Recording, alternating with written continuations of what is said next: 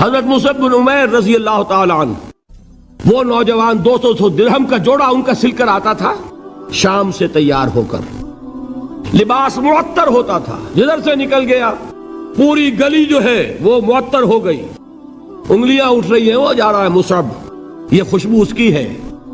اس مصعب کے ساتھ کیا سلوک کیا؟ باپ تو مر چکا تھا، ماں نے پالا تھا، دولت بہت چھوڑ کر گیا تھا باپ، لہذا ماں نے بڑے ناز و نام میں پالا، بڑے لاڈ پیار میں 200 درہم کا جوڑا تیار ہو رہا ہے۔ لیکن یہ کہ آپ کو معلوم ہے عرب کے اس معاشرے میں عورت کی کوئی حیثیت نہیں تھی، ماں کا اختیار نہیں تھا، چچا تھا آپ سربراہ خاندان کا۔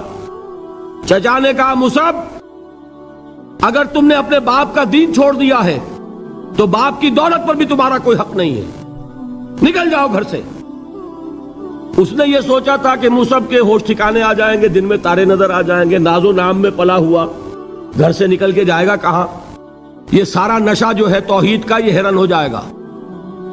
حضرت مصعب کا جواب بالکل برعکس تھا، اچھا ٹھیک ہے چچا جان میں گھر چھوڑتا ہوں۔ وہی بات جو کبھی کہی تھی ابراہیم نے، باپ نے کیا کہا تھا؟ واجرنی ملیہ، جاؤ چلے جاؤ، دفع ہو جاؤ میری نگاہوں سے۔ حضرت ابراہیم نے کیا جواب دیا تھا؟ سلام علیک ساستغفر لک ربی انہ کان بی حفیہ۔ اچھا ابا جان آپ کا حکم یہی ہے تو میں چلتا ہوں، آپ پر سلامتی ہو، میرا رب مجھ پر بڑا مہربان ہے، میں اس سے آپ کے لیے استغفار کروں گا، جلدی۔ یہی جو ہے حضرت ابراہیمی کی نسل ہے نا قریش۔ آج ابراہیم کے ایک بیٹے کے ساتھ وہی معاملہ ہو رہا ہے مصعب کے ساتھ، اور مصعب چلنے کے لیے تیار ہو گئے۔ چچا نے سوچا میں سمجھتا تھا کہ ہوش ٹھکانے آ جائیں گے، یہ تو تیار ہو گیا نکلنے کے لیے، غصے میں آ کے اگلی بات کہی، یہ کپڑے جو پہنے ہوئے تم نے یہ بھی اسی مشرک باپ کی کمائی کے ہیں، اتارو ان کو۔ وہیں کپڑے اتارے، مادر زاد برہنہ گھر سے نکالے گئے، ماں کے پاس پہنچے، ماں نے آنکھوں پر ہاتھ رکھے، مصعب کیا ہوا؟ ماں سے کہتے ہیں کہ ماں میں موحد ہو گیا، اور وہاں سے گئے، پھر حضور کی خدمت میں کپڑے کہیں سے مانگے ہوں گے۔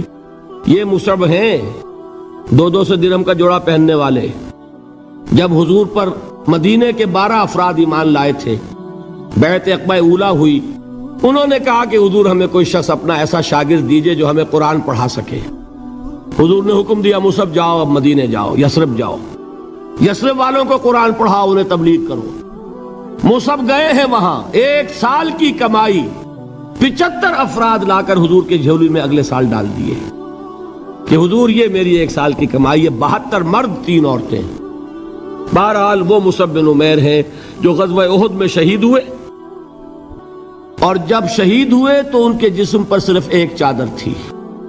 یہی چیزیں ہیں اصل میں کہ جو ہمارے دلوں کو منور کرنے والی ہیں نور ایمان سے۔ وہ علم بردار تھے غزوہ احد میں، جھنڈا مسلمانوں کا ان کے پاس تھا۔ ایک ہاتھ پر ایک شانے پر وار پڑا، ہاتھ کٹ گیا، دوسرے سے تھاما، دوسرے پہ کٹ گیا، اب دونوں حصوں کے بچے ہوئے ٹکڑوں سے جھنڈے کو تھاما، گرنے نہیں دیا، یہاں تک کہ شہید ہو گئے۔ گرے ہیں تو جھنڈا گرا ہے۔ شکل میں حضور سے بہت مشابہ تھے، خبر اڑ گئی کہ محمد شہید ہو گئے صلی اللہ علیہ وسلم۔ یہ مصعب بن عمیر کا واقعہ ہے۔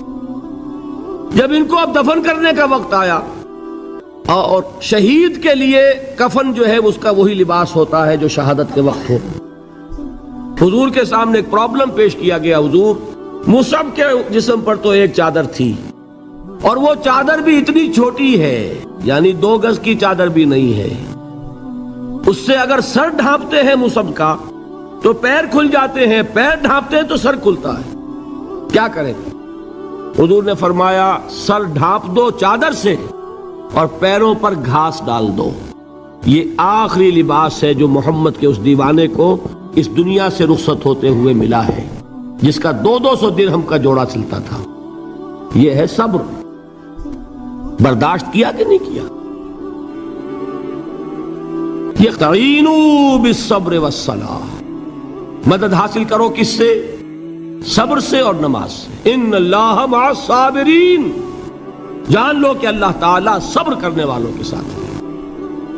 ولا تقولوا لمن يقتل في سبيل الله اموات، اور ہرگز نہ کہو اسے جو اللہ کی راہ میں قتل ہو جائے کہ وہ مردہ ہے۔ بل احیاء ولکن لا تشعرون، نہیں، وہ زندہ ہے لیکن تمہیں ان کا شعور نہیں ہے۔